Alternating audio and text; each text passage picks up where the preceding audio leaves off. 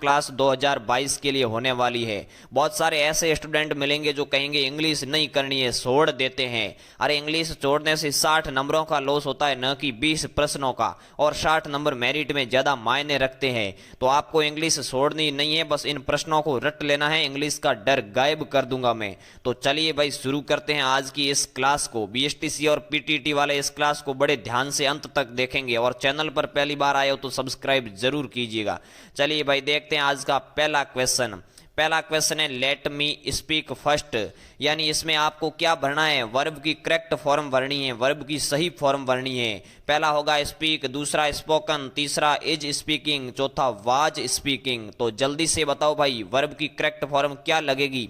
Let me speak first, जल्दी से बताओ। बहुत सारे ऐसे शब्द है, लेट, मैक, वुड, रेदर, इन शब्दों के साथ क्या लगता है भाई, वर्ब की फर्स्ट फॉर्म लगती है। तो वर्ब की फर्स्ट फॉर्म क्या होगी, स्पीक की। स्पीक की वर्ब की फर्स्ट फॉर्म है वो स्पीक ही हो जाएगी। ए इसका सही आंसर हो जाएगा। जिन मेरे भाई बहनों ने ए उत्तर दिया है वो बिल्कुल सही बता रहे हैं। चलिए पूरे 20 क्वेश्चन है, दूसरे क्वेश्चन की ओर आगे बढ़ते हैं जल्दी से। दूसरा क्वेश्चन है I frequently go to my village, verb की करेक्ट फॉर्म भरनी है। जल्दी से बताओ भाई वर्ब की correct form. I frequently go to my village, पहला है गो, दूसरा गोइंग, तीसरा गॉन और चौथा वेंट। जल्दी से इसका राइट आंसर कमेंट्स में आ जाना चाहिए। और इसमें नियम क्या लगेगा, इसमें नियम एल वाई का लगेगा। पीछे अगर शब्दों के पीछे एल वाई आ जाए तो वहां वर्ब की कौन सी फॉर्म लगती है भाई, फर्स्ट फॉर्म लगती है, और गो की फर्स्ट फॉर्म है वो गो हो जाएगी। तो इसका भी राइट आंसर ए हो जाएगा। चलिए भाई आगे बढ़ते हैं तीसरे सवाल की ओर। तीसरा सवाल देखते हैं भाई, she has cook food at this time, यानी तीसरा सवाल क्या है भाई, सही का पता लगाना है। सही रूप कौन सा होगा इसका, ए में होगा, बी में होगा, सी में होगा, डी में होगा, वाक्य का सही रूप। और इसमें एक शब्द आया है एट दिस टाइम, और एट दिस टाइम से ही आपको इस वाक्य को पकड़ना है। एट दिस टाइम में कौन सा टेंस है भाई, प्रेजेंट कंटिन्यूज टेंस है। कौन सा है, प्रेजेंट कंटिन्यूज टेंस है। और इसकी प्रेजेंट कंटिन्यूज टेंस की फर्स्ट फॉर्म होती है, सॉरी वर्ब होती है मेन वर्ब, वो फर्स्ट फॉर्म के साथ आईएनजी लगती है, और यहाँ आईएनजी नहीं लगी है। और अगर आईएनजी लगती है तो उसकी हेल्पिंग वर्ब होती है इज एम आर। क्या होती है भाई, इज एम आर होती है हेल्पिंग वर्ब। तो इज एम आर से कौन सा सही हो जाएगा भाई, जल्दी से बताओ रे कमेंट करके। इसका राइट आंसर सी सही हो जाएगा। सी में इज आया है, इज कुकिंग, आईएनजी लगी है और इज आ गया है, तो she is cooking food at this time. चलिए चौथे क्वेश्चन की ओर आगे बढ़ते हैं। आशा करता हूं क्लास आपको अच्छे से समझ में आ रही होगी। चौथा क्वेश्चन देख रहे हैं, चूज द सिंपल सेंटेंस, यानी साधारण वाक्य का चयन करना है। कौन सा वाक्य साधारण है यानी सिंपल है बिल्कुल। पहला है I have found the book that I had lost, दूसरा है as soon as he got the telegram he left in a taxi, तीसरा है यू मस्ट हैरी और you will miss the train, चौथा है you can talk to your heart's content. जल्दी से बताओ मेरे साथियों इसका राइट आंसर क्या होगा।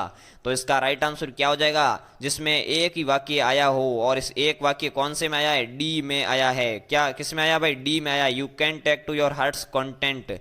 डी इसका बिल्कुल सही आंसर हो जाएगा। इसमें दैट से जुड़ गया है, इसमें क्या है, इसमें भी दो वाक्य आ गया, कॉमा आ गया, इसमें और से वाक्य जुड़ गया है। चलिए भाई पांचवें क्वेश्चन की ओर आगे बढ़ते हैं जल्दी से। पांचवा क्वेश्चन आया भाई डायरेक्ट इनडायरेक्ट का, किसका है भाई, डायरेक्ट इनडायरेक्ट का क्वेश्चन है। ही सेड, उसने कहा, आई एम सो हैप्पी, मैं प्रसन्न हूं, मैं बहुत खुश हूं। तो इसमें आपको बताना है कि डायरेक्ट और इनडायरेक्ट, इनडायरेक्ट लगाने के बाद कौन सा सही होगा, ए होगा, बी होगा, सी होगा, डी होगा। जल्दी से बताओ भाई। पहले आपको टेंस की पहचान करनी होगी डायरेक्ट इनडायरेक्ट में, और इसमें कौन सा टेंस है भाई, एम आ गया है, मतलब प्रेजेंट कंटिन्यूज टेंस है। और प्रेजेंट कंटिन्यूज किस में बदलता है, पास्ट कंटिन्यूज टेंस में, पीसीटी में बदल जाता है। और पास्ट कंटिन्यूज टेंस की एम की जगह क्या हो जाएगा भाई, वाज हो जाएगा, आई की जगह ही हो जाएगा। तो ही सेड और कंजक्शन लग जाएगा that, he said that he was so happy, यानी सी इसका सही आंसर हो जाएगा। चलिए आगे बढ़ते हैं छठे सवाल की ओर। छठा सवाल है भाई, Macbeth is a tragedy of a man who was, खाली जगह में आपको भरना है विथ ग्रेट क्वालिटीज। छठे का विलियम शेक्सपियर की नाटक दुखांतिका की बात हो रही है, मैकबेथ की। तो मैकबेथ में क्या गुण थे वो आपको बताने हैं, इनहिबिटेड, इंडाउड, पोस्ड या प्रिविलेज्ड। इनका पहले का अर्थ होता है इनहिबिटेड का अर्थ होता है संकोची, इंडोर्ड का होता है संपन्न, और पोस्ट का होता है अधीन, और प्रिविलेज्ड का होता है विशेषाधिकार। तो मैकबेथ का जो दुखांतिका थी नाटक था वो कैसा था? सभी गुणों से संपन्न था, यानी इंडोर्ड था। बी इसका सही आंसर हो जाएगा। चलिए भाई आगे बढ़ते हैं अगले सवाल की ओर। अगला सवाल देखते हैं सातवां आज का। You have a licence to drive a vehicle. सातवें में क्या है भाई? मॉडल्स आ गए हैं। क्या भरने हैं यहाँ आपको? मॉडल्स भरने हैं, मॉडल भरने हैं। तो you have a licence to drive a vehicle, यानी मॉडल में यहाँ कौन सा नियम लग रहा है भाई? कानूनी बाध्यता का नियम लग रहा है। और कानूनी बाध्यता का जहां भी नियम लगे वहां क्या आएगा? मस्ट आएगा। कानूनी बाध्यता कैसे है कि आपको लाइसेंस अनिवार्य है। अनिवार्य है तो अनिवार्य है, उसमें किसी प्रकार की कोई छूट नहीं है। तो इसका राइट आंसर डी हो जाएगा, मस्ट इसका सही हो जाएगा। इस प्रकार से आपको क्लासें करनी है, न कि इंग्लिश से भागना है। जल्दी जल्दी अपनी क्लासें होती जाएगी। चलिए आठवां सवाल देखते हैं। He worked abroad since a year. Since थोड़ा गलत लिखा गया है, आप सही कर लेना, कोई नहीं, यहाँ टाइपिंग मिस्टेक हो गई। He worked abroad since a year, इसमें क्या करना है भाई? गलत को सही करना है आपको, यानी किस वाक्य में गलती कहाँ है वो आपको सही करनी है। सिंस तो स्पेलिंग में मिस्टेक है, ये तो आप छोड़ देना, सिंस ही मानना है इसको, लेकिन आपको पूरे वाक्य में क्या है? गलत है वाक्य कहीं कहीं, वो सही करना है। अब यहाँ क्या आया है भाई? ए आया है। ए का अर्थ क्या है भाई? ए ईयर मतलब एक साल, और समय अवधि जहां भी आए क्या है भाई? समय अवधि जहां भी आए वहां क्या हो जाएगा? वहां फॉर आएगा, न कि सिंस। तो जहां फॉर आ रहा है, वर्कड एब्रोड फॉर, तो ये इसका ए सही हो जाएगा भाई। वर्कड एब्रोड सिंस नहीं होगा, फॉर होगा, फॉर ए ईयर। चलिए भाई आगे बढ़ते हैं अगले सवाल की ओर। अगला सवाल है Gandhi was not only a leader. अब आपको खाली जगह भरनी है, इसमें सही क्या करना है भाई? सही भरना है कि Gandhi was not only a leader, Gandhi एक नेता ही नहीं थे, ए सेंट, वो संत भी थे। तो इसका राइट आंसर बट आल्सो हो जाएगा। क्या हो जाएगा? But also. चलिए आगे बढ़ते हैं 10वें सवाल की ओर। चूज द मिसेप्ट वर्ड, यानी गलत शब्द आपको पहचानना है। मिसेप्ट गलत शब्द वाला है, वो आपको चुनना है। सिलेंडर यानी टंकी जो गैस की होती है। क्रिटिसिज्म, क्रिटिसिज्म का अर्थ होता है, क्या होता है भाई? जल्दी से बताओ कमेंट करके। आलोचना होता है। क्यूरियोसिटी का अर्थ होता है जिज्ञासा, और क्राइसिस का अर्थ होता है संकट, लेकिन इसमें क्राइसिस स्पेलिंग है वो गलत है। क्राइसिस की स्पेलिंग ऐसे होगी CRISIS।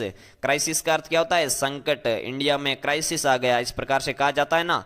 चलिए तो डी इसका सही आंसर हो जाएगा। 11वें क्वेश्चन की ओर आगे बढ़ते हैं। क्लास को लास्ट तक देखनी है, मजा आ जाएगा, न आए तो कह देना। चलिए सूज द मिसशेप्ड वर्ड, यानी इसमें भी गलत स्पेलिंग की पहचान करनी है। मोनोटोनस, मॉस्क्यू, मॉस्यूर और मोनोर्स, जल्दी से एक जैसे शब्द है, स्पेलिंग है याद होनी चाहिए भाई। ये तो आपको रटने पड़ेंगे। स्पेलिंग है याद है तो ये आप कर सकते हो। मेरे समझाए हुए आप कितने ही भले इसमें समझा दूं आपको नहीं आएंगे, लेकिन प्रश्न मैंने आपको समझा दिया कि जिसमें स्पेलिंग गलत है वो आपको बताना है। मिसेप्ट है, मिसेप्ट।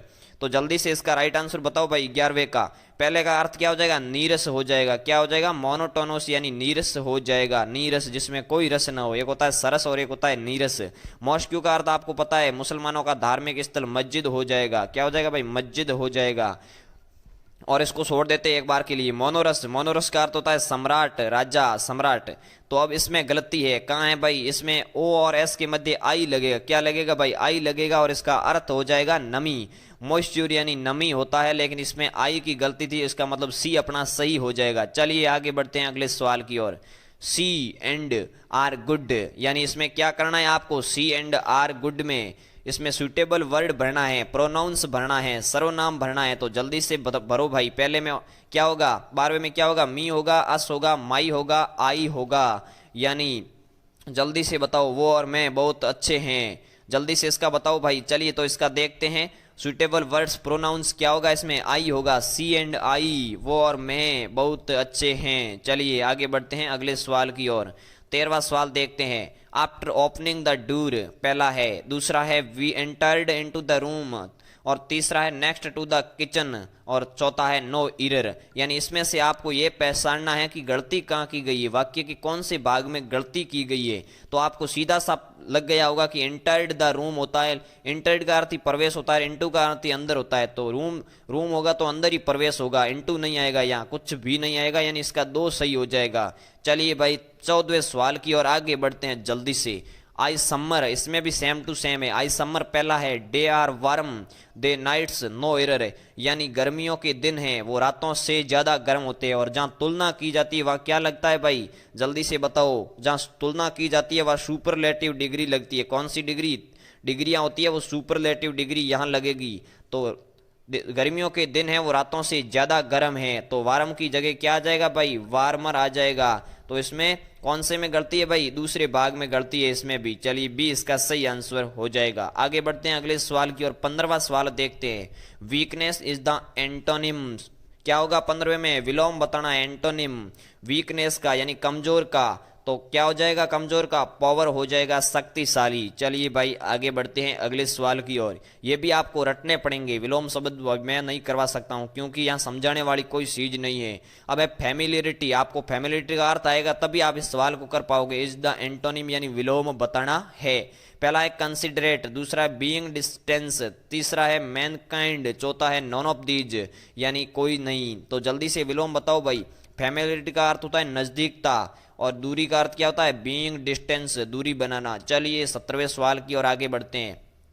The line at which the sky and the earth seem to meet, इसमें क्या बताना है 17वें में, आपको 17वें में एकार्थी शब्द बताना है। ऐसी लाइन जहां धरती और आकाश मिले हुए प्रतीत होते हैं, शिम प्रतीत होते हैं। तो हॉरिजॉन होगा, कंट्रोल लाइन होगा, यूनिवर्स होगा, स्पेस होगा। जल्दी से बताओ भाई इसका राइट आंसर क्या होगा।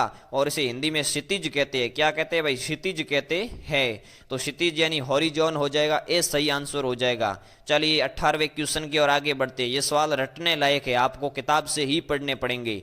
चलिए one who is not able to work properly is, जो सवाल समझाने लायक थे वो पहले आ गए, अब सारे लास्ट में रटने वाले हैं। इसको सही ढंग से है, जो सही ढंग से नहीं चलता है वो बताना है आपको। इसमें भी इंजर्ड होगा, ब्लिंड होगा, लैम होगा, डम्ब होगा, यानी एकार्थी शब्द ही बताना है यहाँ भी। जल्दी से बताओ भाई कमेंट्स करके, जो सही ढंग से नहीं चलता है वो कैसा होता है, लैम होता है, लंगड़ा होता है, जिसकी टांगें खराब हुई होती है।